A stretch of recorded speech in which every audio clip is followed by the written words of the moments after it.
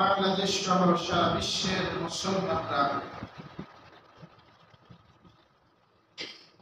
একটা কঠিন সময় পার করতেছে।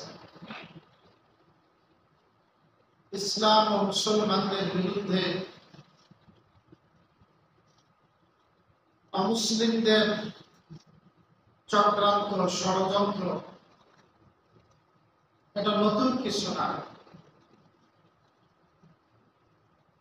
তারা বছরের পর বছর সবসময় এই চিন্তায় থাকে কিভাবে ইসলাম ও মুসলমানদের ক্ষতি করা যায়। বাংলাদেশের পরিস্থিতি অনেকে জানেন। আমাদের আকাবের উলামায়ে কেরাম, বিশেষ করে মাওলানা সৈয়দ আসাদ মাদানী আমাদের বাংলাদেশে আসতেন। উনি উলামায়ে কেরামের মজলিসে বিশেষ করে বলতেন যে তোমরা পার্বত্য অঞ্চলের ব্যাপারে খুব সচেতন থাকবা,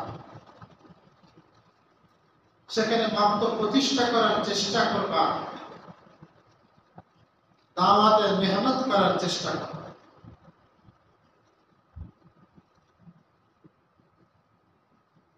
পার্বত্য অঞ্চল যেন ইন্দোনেশিয়ার পূর্ব তিমুরের মতো না হয়।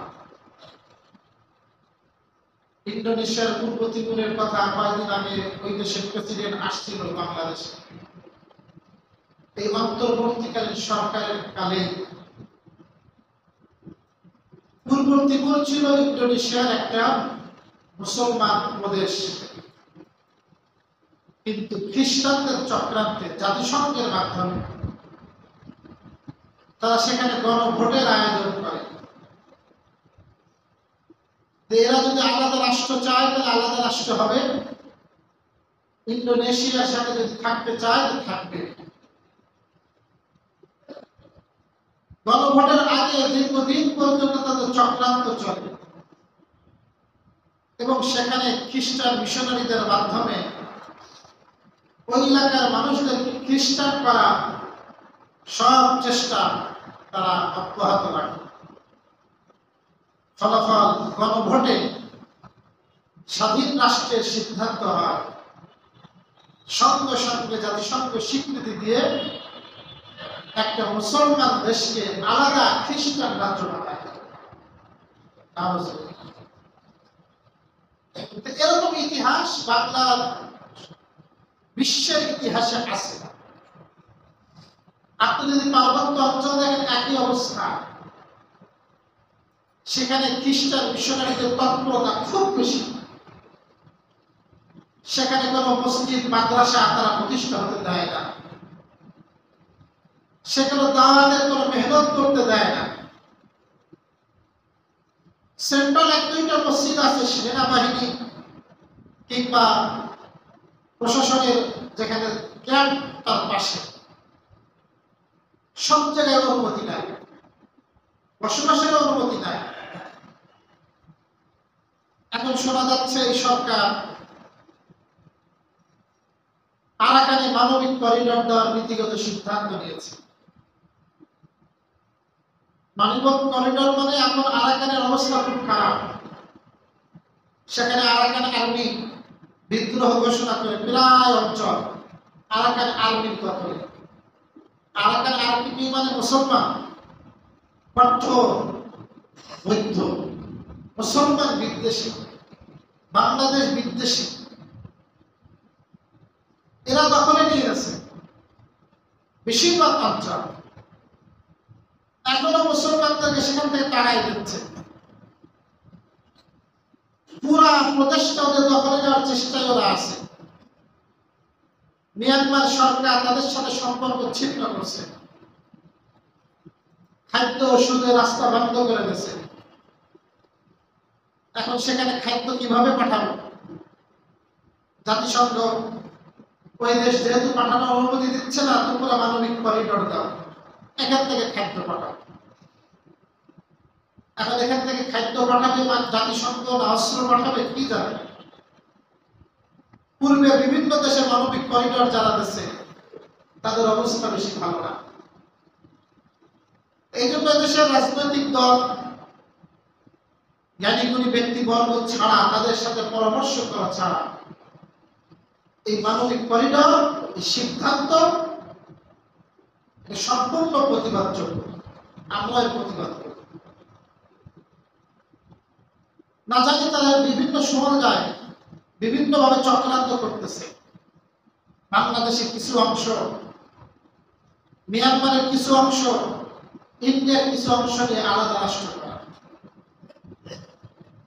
আমরা মুসলমান, আমরা বাংলাদেশের নাগরিক, আমরা চাই বাংলাদেশের 1 ইঞ্চি জমিনও যেন বাংলাদেশের হাত ছাড়া না। এবং সরকার থেকে, সর্বোচ্চ সরকার একটা কোনো কথা নেই, একেবারে নীরব, এই বিষয়ে কোনো কথা বলতেছে। এটা বড় আশ্চর্য। এই জন্য প্রিয় ভাইরা আমার, আমাদেরকে দেশ সম্পর্কে সচেতন হওয়া, মুসলিম উম্মাহ সম্পর্কে সচেতন। এখন তো যুদ্ধ চলতেছে, এখন তো অনেক যুদ্ধ চলতেছে ইন্ডিয়ার সাথে পাকিস্তানের কাশ্মীর নিয়ে। গত 22 এপ্রিল কাশ্মীরের পেহেলগামে ভারতের ভাষ্য পাকিস্তানের সন্ত্রাসীরা হামলা করেছে তাদের রাষ্ট্রীয় ভবনে। 26 জন পর্যটক নিহত হয়েছে। সুতরাং এই দায় পাকিস্তানের হামলা। পাকিস্তান বলতেছে তোমরা প্রমাণ পেশ করো। প্রমাণ পেশ করতে পারেনি। আগের থেকেই চিন্তা চেতনা, পরিকল্পনা সেখানে হামলা করতে হবে। কারণ ওই দেশের যে প্রধানমন্ত্রী নরেন্দ্র মোদী, এর ইসলাম বিদ্বেষীর যে অবস্থা, আল্লাহু আকবার, ইসরায়েলের থেকেও খারাপ। ও চায় ভারতবর্ষকে গাজার মতো করতে, ফিলিস্তিনের মতো করতে। পুরা হিন্দুস্তানে হিন্দু ছাড়া কেউ থাকবে না। ও যখন 2002 সালে গুজরাটের প্রধানমন্ত্রী ছিল, মুসলিম আর হিন্দুদের মধ্যে দাঙ্গা বাঁধায় শুধু নির্বাচনের বৈতরণী পার হওয়ার জন্য 2500-এর বেশি মুসলমান শহীদ হয়েছে। গুজরাটে এখনো এই গরুর গোশত খাওয়ার কারণে, প্রকাশ্য ইসলামের কথা বলার কারণে মানুষকে পিটায় মারা। যে প্রদেশগুলো মূর্খতা বেশি, ওখানে বিজেপির সমর্থন বেশি। ওরা এইভাবে মুসলমানদেরকে হত্যা করে, বিভিন্নভাবে চক্রান্ত।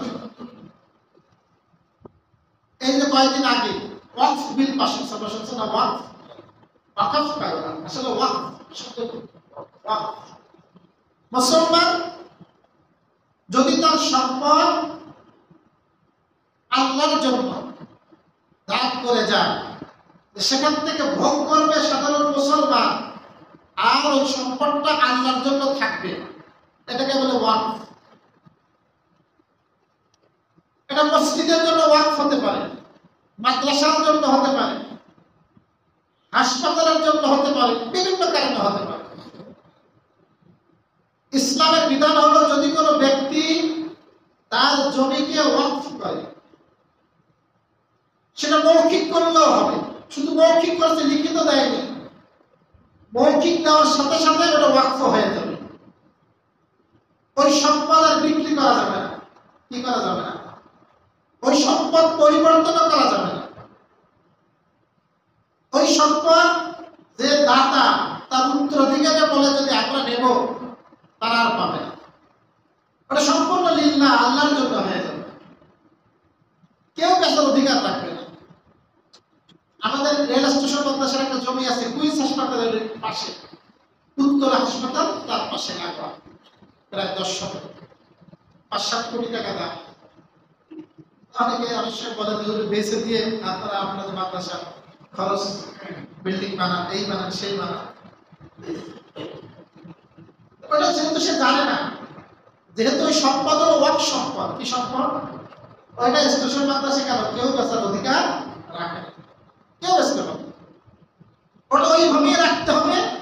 ওখান থেকে যদি কোনো ফসল টাকা উপার্জন হয়, যেই প্রতিষ্ঠানের জন্য অক্ষ করেছে সেই প্রতিষ্ঠানটা ভোগ করবে, তা ছাত্ররা ভোগ করবে। এটা হলো ওয়াকফ। ভারতবর্ষে আপনার প্রচুর সম্পদ আছে ওয়াকফ।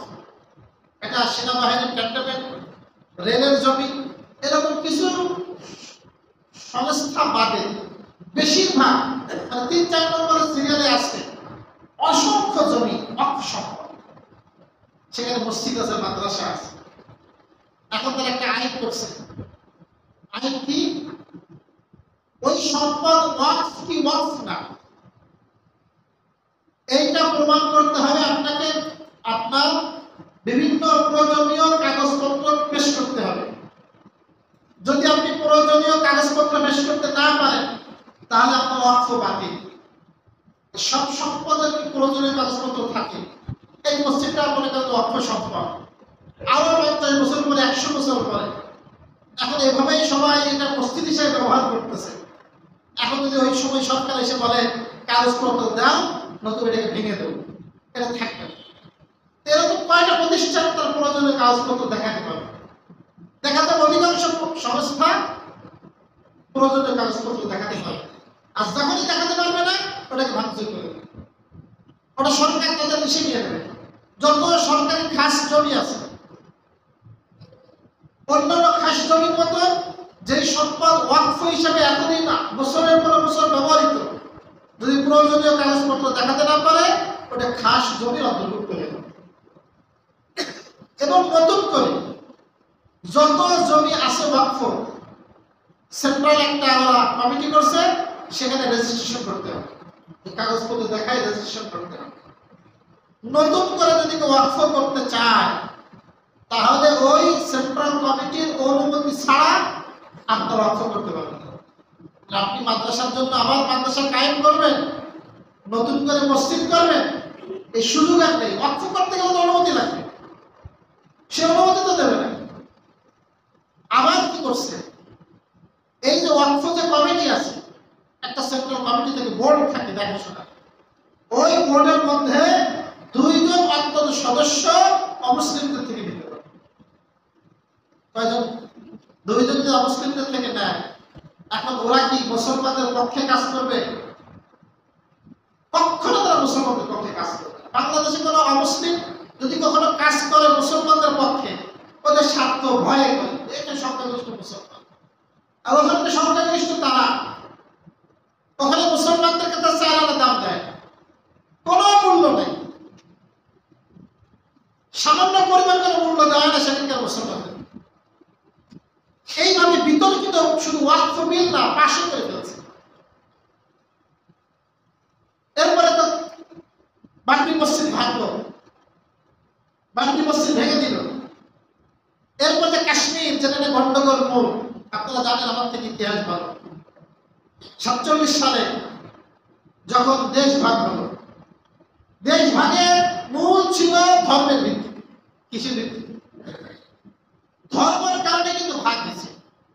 এই যে বাংলাদেশ পাকিস্তানের সাথে কত দূরত্ব, তারপরে বাংলাদেশকে ঢুকে দিয়েছে কার সাথে? পাকিস্তানের সাথে। কারণ কি? ওরা মুসলমান, এরাও মুসলমান। এদেশের ভাষার সাথে এদেশের ভাষার মিল নাই, এদেশের খাদ্যের সাথে ওদেশের খাদ্যের মিল নাই, এদেশের পোশাকের সাথে ওদেশের পোশাকের মিল নাই। আমরা লুঙ্গি পরে, ওরা পাঞ্জাবি পরে, কাপড় সেট করে, ওরা রুটি খায়, আমরা ভাত খাই। সবকিছুর মধ্যে ভিন্নতা। শুধু মুসলমান হওয়ার কারণে এইটাকে ওদের অন্তর্ভুক্ত করে দিল ব্রিটিশরা। শুধু ধর্মের ভিত্তিতে হয়েছিল। এর ভিত্তিতে কাশ্মীর তৎকালীন এইটা হওয়ার উপযুক্ত ছিল পাকিস্তানের সাথে। পাকিস্তানের সাথে কেন? কাশ্মীরের অধিকাংশ মুসলমান ছিল, অধিকাংশ নাগরিক কি এখনো মুসলমান। এখনো 60 থেকে 65% কাশ্মীর একমাত্র ভারতের প্রদেশ, জম্মু কাশ্মীর, যেখানে সংখ্যাগরিষ্ঠ হলো মুসলমান। সেই হিসেবে হওয়ার কথা ছিল তাদের, কিন্তু তারা তো ওই সময় যে ছিল ওই দেশের প্রদেশের প্রধানমন্ত্রী, গভর্নর হরি সিং, সে বলতেন আমি থাকবো ইন্ডিয়ার সাথে। এবং এই কারণে সে এমন গণহত্যা চালাইছিল, আপনি সংবাদ পড়লাম আল জাজিরা রিপোর্ট যে ওই সময় প্রায় 2.5 লক্ষ মুসলমানকে তারা হত্যা করেছে, যারা আলাদা স্বাধীন রাষ্ট্র চেয়েছে, যারা পাকিস্তানের সাথে থাকতে চেয়েছে, এরকম 2.5 লক্ষ মানুষকে হত্যা করা হয়েছে। এরপরে এক পর্যায়ে পাকিস্তান হামলা করে, বেশ কিছু অঞ্চল দখলেও নিয়ে নেয় 47-এর শেষে। এরপরে ভারত সরকার জাতিসংঘের পায়ে পড়ে বলে যে আপনারা মীমাংসা করেন। জাতিসংঘ আসলো, আলাদা এলওসি একটা রেখা দিয়ে দেবো, যুদ্ধবিরতি রেখা 770 কিলোমিটার, তোমরা এই পেশে থাকো, এরা এই পেশে থাকবে, সিদ্ধান্ত রাখ করতে। জাতিসংঘ সিদ্ধান্ত নেবে আলাদা ভোট হবে, ওখানে কি হবে? আলাদা ভোট হবে। ওই দেশের নাগরিক যদি আলাদা রাষ্ট্র চায় আলাদা রাষ্ট্র থাকবে, আর ভারতের সাথে ভারতের সাথে হবে, পাকিস্তানের সাথে পাকিস্তানের সাথে হবে। নেহেরু রাজিও হয়ে গেল, পাকিস্তান রাজি হলো, সবাই রাজি। কিন্তু পরবর্তীতে ওয়াদা ভঙ্গ করলো নেহেরু। সে বলল না, কোনো ভোট হবে না, ওরা আমাদের অন্তর্ভুক্ত থাকবে, তবে আলাদা স্বায়ত্ত শাসন দেওয়া হবে। ওখানকার আলাদা পতাকা, আলাদা সংবিধান, আলাদা নিয়ম নীতি ছিল। সেই আলাদা স্বায়ত্ত শাসনও এই মোদী সরকার বাতিল করে দিয়েছে। এখন সে আলাদা স্বায়ত্ত শাসন নাই। আগে নিয়ম ছিল কাশ্মীরে কোন অন্য প্রদেশ থেকে কোন নাগরিক ওই জায়গায় জমি কিনতে পারবে না। ওই জায়গার নাগরিক কি নাগরিক না সিদ্ধান্ত দেবে ওই দেশের সরকার, এবং অন্য এলাকার মানুষ সেখানে জমি কিনতে পারবে না। এটা বাদ দিয়ে দিচ্ছে। এখন ওখানে ইসরায়েল যেমন গাজার মধ্যে ঢোকে, ওরা ঢোকায় এইভাবে সম্পূর্ণ আলাদা করে এক করে দিচ্ছে। তো মোট কথা এটা আগের থেকেই চক্রান্ত, ওদের আগের থেকেই ফিকির যে কিভাবে হামলা করবে, নির্বাচনে জিতবে, মুসলমানদেরকে ধ্বংস করবে। এবং তাদের প্রধান বন্ধু হলো ইসরায়েল। প্রধান বন্ধু কারা? মোদীর প্রধান বন্ধু হলো ইসরায়েল, নেতানিয়াহু। এখন এই মুহূর্ত চলতেছে, সেখানে কিন্তু এখনো হামলা চলতেছে। এরা হামলা করতেছে, ওরাও হামলা করতেছে, জবাব দিচ্ছে। আমাদের তো জবাব দেওয়ার ক্ষমতা নেই। সামরিক দিক থেকে ভারত অনেক শক্তিশালী, পাকিস্তানের থেকে সামরিক দিক থেকে কারা শক্তিশালী? ইন্ডিয়া শক্তিশালী। আমরা এখন কি কামনা করব? কোরআনে একটা সূরা আছে, সূরা নামল। সূরা নাম কি? সূরা নামল। সূরা নামলে একটা আয়াত আসছে, ওই আয়াতের মধ্যে আমাদের শিক্ষা আছে। যুদ্ধ বিগ্রহের সময় আমরা কি কামনা করব? হযরত সুলাইমান আলাইহিস সালাতু ওয়াস সালামের ঘটনা সেখানে আসছে। সুলাইমান আলাইহিস সালামকে আল্লাহ পাক এমন রাজত্ব দান করেছিলেন, এমন রাজত্ব পৃথিবীতে আর কাউকে আল্লাহ পাক কোন নবীকে দান করেন। সমস্ত জিন তার অধীন ছিল, সমস্ত পাখি পশু তার অধীন ছিল, বাতাস তার অধীন ছিল। বাতাসের মাধ্যমে সফর করে যাইতেন এক দেশ থেকে আরেক দেশ। এমন যখন প্লেনে যায়, তখন ওনার প্লেন ছিল বাতাস, উড়ে উড়ে যায়। এক এলাকাতে উনি গেছেন, সাথে অসংখ্য পশু পাখি আছে। ওনার পাখিদের মধ্যে একটা বিশেষ পাখি ছিল হুদহুদ। কি নাম? হুদহুদ পাখি। এই হুদহুদ পাখির একটা বিশেষ বৈশিষ্ট্য ছিল। আল্লাহ পাক হুদহুদ পাখিকে পানি, মাটির তলদেশে কোথায় পানি আছে এইটা বোঝার যোগ্যতা আল্লাহ পাক হুদহুদ পাখিকে দিয়েছে। এখানে 1 কিলোমিটার তলে পানি আছে, এখানে আধা কিলোমিটার তলে পানি আছে, এটা কে বলে দিতে পারবে? হযরত সুলাইমান আলাইহিস সালাতু ওয়াস সালাম। পানির দরকার, এখন পানি খনন করতে হবে, কুয়া, মাটি খনন করে পানি বের করতে হবে। এখন কোন জায়গায় খনন করলে দ্রুত পানি পাওয়া যাবে এইটা দেখাই দিত হুদহুদ। আর ওই খনন কাজ করতো জিনরা। কারা? জিন। কারা কাজ করতো? জিন। জিন খনন কাজ করতো। এখন উনি খনন করবে, দেখে হুদহুদ পাখি নাই, অনুপস্থিত। হযরত ইবনে আব্বাস রাদিয়াল্লাহু তাআলা আনহু, তিনি ছিলেন রাইসুল মুফাসসিরিন। উনি বলতেন আশ্চর্য হুদহুদ পাখির প্রতি ও মাটির তলদেশের পানি দেখতে পায়, কিন্তু একজন শিকারী ওর জন্য যে মাটির উপরে জাল বিছায় রাখে ধরার জন্য, জাল বিছায় রাখে, ওই জাল হুদহুদ পাখি দেখতে পায়। যদি দেখতে পাইতো তাহলে তো কি হওয়া লাগতো না, শিকারের জালে আটক হওয়া লাগতো না। ইবনে আব্বাস এই কথা বলেন, সুতরাং আল্লাহ তাআলা তোমার তাকদীরে যেটা লিখে রাখছেন, যতই চেষ্টা করো প্রতিহত করতে পারবে না, তোমার তাকদীরে যেটা আছে সেটা হবেই হবে। দেখেন হুদহুদ পাখি মাটির তলদেশ দেখতে পায়, অথচ উপরে গেলে আটক হবে, এইটাও দেখতে পায়, ধরা খেয়ে। সুলাইমান আলাইহিস সালাম হুদহুদকে পাচ্ছেন না।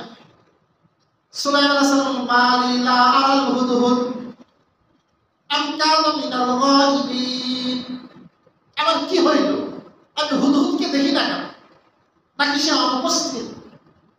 দেখেন একজন নবীর ভাষা কি, আগে দোষটা হুদহুদের উপরে দেয় না, আগে দোষটা দেয় নিজের উপরে। আমার কি হইল, আমি দেখতেছি না, মানে আমার কোনো সমস্যা হয়েছে কিনা যে আসছে হয়তো আমি দেখতেছি না। এরপরে বলতেছেন কি হুদহুদ নেই, সেটা অনুপস্থিত। এখন আমার পানির দরকার, এখন যদি অনুপস্থিত থাকে তাহলে তো সমস্যা। ও যদি যৌক্তিক কোনো উত্তর দিতে না পারে ওকে শাস্তি দেওয়া হবে, তাহলে প্রয়োজনে জবাই করে দেবো, ও নাই কেন প্রয়োজনের সময়। এরপরে হুদহুদ পাখি আসলো, এসে বলে ওজন খাই করবো, বাদশা সুলাইমান আমি তো একটা দায়িত্বে কাজে গেছিলাম, উঠতে উঠতে আমি এক এলাকায় চলে গেছি। এক এলাকাতে যাওয়ার পরে ইন্নী ওয়াজাদতু ইমরাতান তামলিকুহুম, আমি পাইছি একজন মহিলাকে, যে মহিলা ওই এলাকার সম্রাজ্ঞী। ওই এলাকার সম্রাজ্ঞী কি পুরুষ না মহিলা? মহিলা। ওই জামানায় মহিলা কোনো সম্রাজ্ঞী হইত না। সুলাইমান আলাইহিস সালাম আশ্চর্য হলেন, কি একটা এলাকার সম্রাজ্ঞী একটা মহিলা, সম্রাট একটা মহিলা? বলে হ্যাঁ। শুধু তাই না, শুধু মহিলা প্রধান শুধু এটাই নয়, বরং তাকে সব ধরনের আসবাব, সব ধরনের ক্ষমতা, সব ধরনের নিয়ামত তাকে দেওয়া হয়েছে। আল্লাহ আরশুল আজিম, আর তার বিশাল একটা সিংহাসন আছে। তার নাম ছিল বিলকিস। নাম কি ছিল?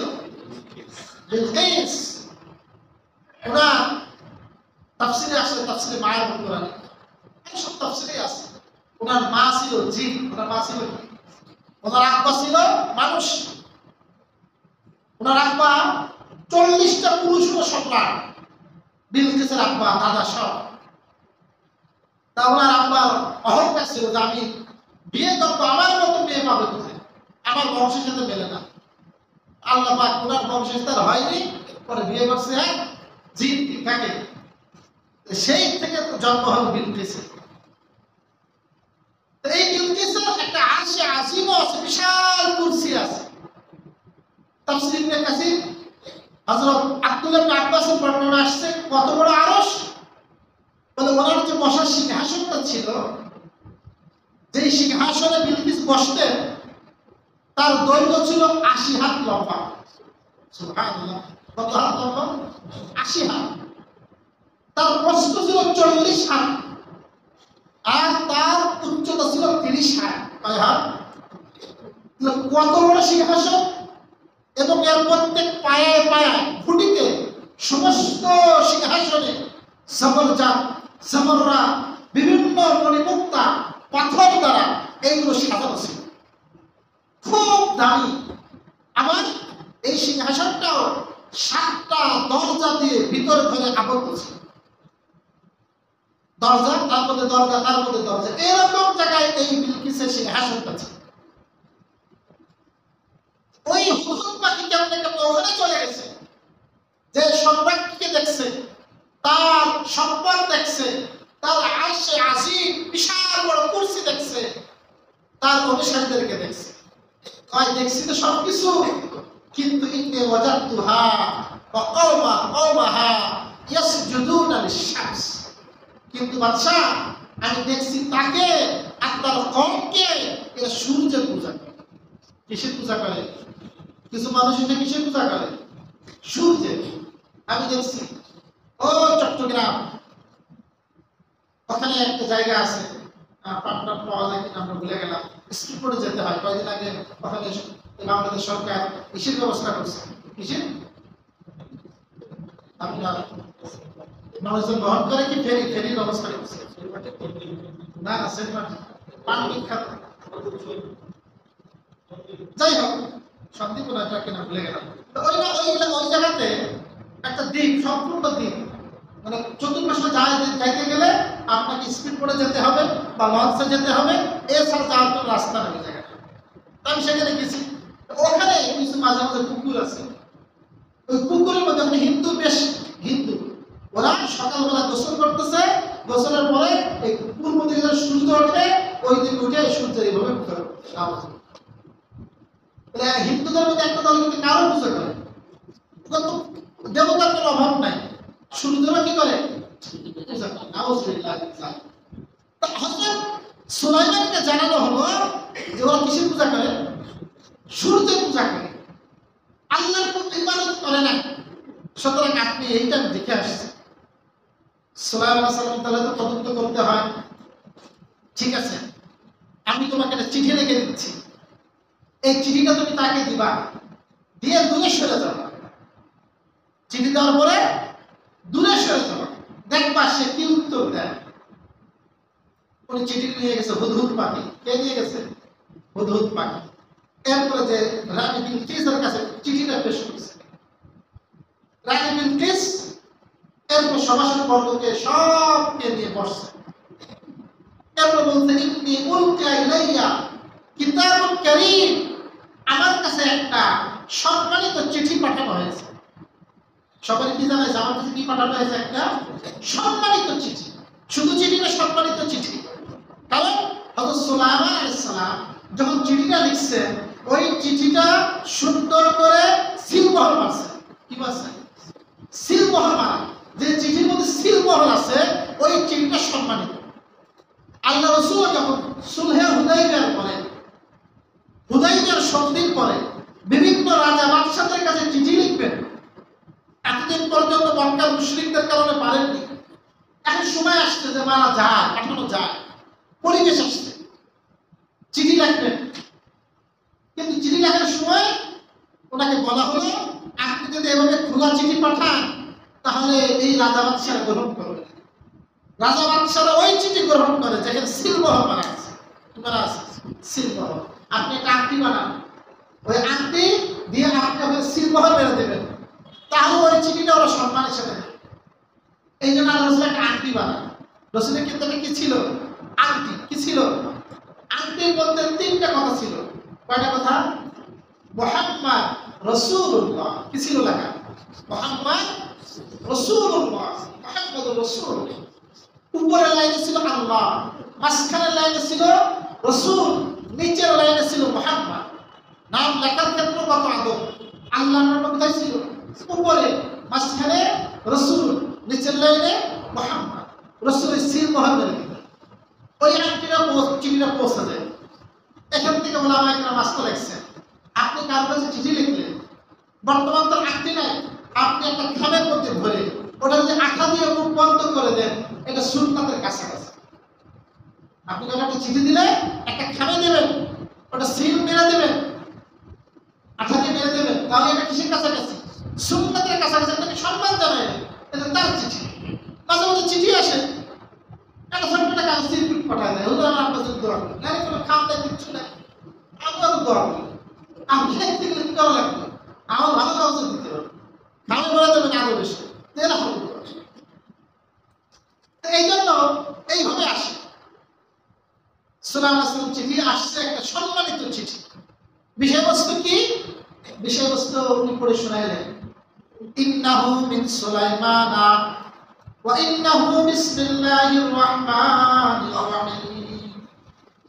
চিঠি লেখার আগে বলো, প্রথমে লেখকের নাম থাকে, একটা প্রেরকের নাম, এটা আগে নিয়ম, প্রেরকের নাম দিতে হয়। চিঠির মধ্যে ছিল নিশ্চয়ই এটা সুলাইমানের পক্ষ থেকে। কার পক্ষ থেকে?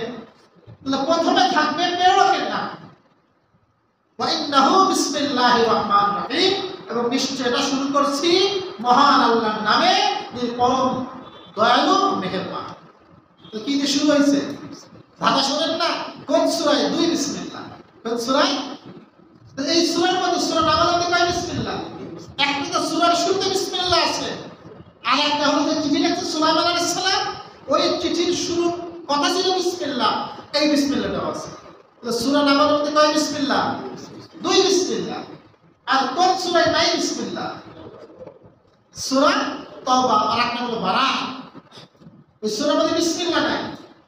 কেন নাই? কেউ কেউ বলেছেন এই সূরাটা হলো আগের সূরার অংশ, আবার কেউ বলেছেন না, এই সূরার মধ্যে যুদ্ধের ঘোষণা দেওয়া হয়েছে, মুশরিকদের সাথে কোনো সম্পর্ক নাই, সম্পর্ক ছিন্ন করা হয়েছে। বিসমিল্লাহ তো সে রহমতের জন্য, এখন আর এই বিসমিল্লাহ জন্য রহমত বলে করা হয়। তো যাই হোক প্রিয় ভাইরা, চিঠি লিখলেন, চিঠির ছোট্ট কথা, আল্লাহ তাআলু আলাইয়া ওয়া আতুনি মুসলিমিন, আমার পরে দাম্ভিকতা দেখাও না, মুসলমান হয়ে চলে আসো। কি হয়ে চলে আসো? আত্মসমর্পণ করো, মুসলমান হয়ে চলে আসো, অহংকার করো না। এই কথা যখন আসছে, আমার যেই কথা বলার জন্য এত লম্বা কথা, এরপরে উনি মন্ত্রী পরিষদকে বললেন আমি কি করতে পারি, আমাকে পরামর্শ দাও। মন্ত্রী পরিষদ বললেন আপনি যে, আমাদের তো শক্তি সামর্থ্য কোনো কম নাই, আমরা শক্তি সামর্থ্য আছে, আমরা প্রস্তুত আছি লড়াইয়ের জন্য, কিন্তু আপনার যা মনে চাই সিদ্ধান্ত, আপনি সিদ্ধান্ত। তখন বিলকিস বলেছিলেন, এটা মহিলা হওয়া দামি কথা, তিনি বলেছিলেন ক্বালাত ইন্নাল মুলুকা ইযা দাখালু ক্বারিয়াতান আফসাদুহা ওয়া জাআলু আইসাতা আহলিহা আদিল্লাহ ওয়া কাযালিকা ইয়াফআলুন। বিলকিস বলল ইন্নাল মুলুকা, নিশ্চয় রাজা বাদশা, ইযা দাখালু ক্বারিয়াতান, যখন কোন জনপদে প্রবেশ করে, যখন কোন গ্রামে প্রবেশ করে, জনপদে, জাআলু আফসাদুহা, ওই জনপদকে ধ্বংস করে দেয়। কি করে দেয়?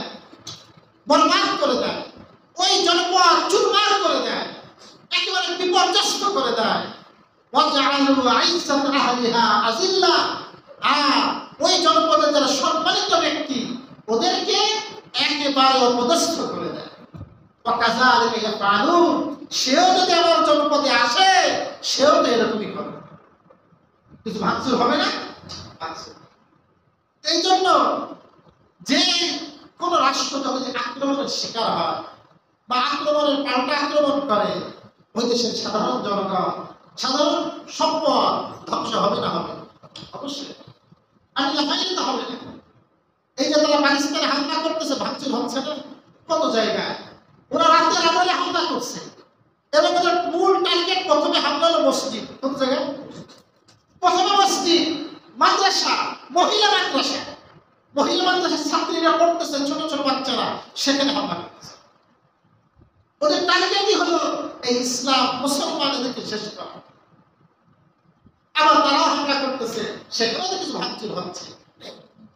প্রিয় ভাইরা আমার, এই জন্য সহিহ বুখারীর হাদিস, রাসূল বলেন লা তামান্নাউ লিকা আল আদুবি, শত্রুর সাথে সম্মুখীন হবা, যুদ্ধ করবা, এরা আশা করবে না, এই কামনা।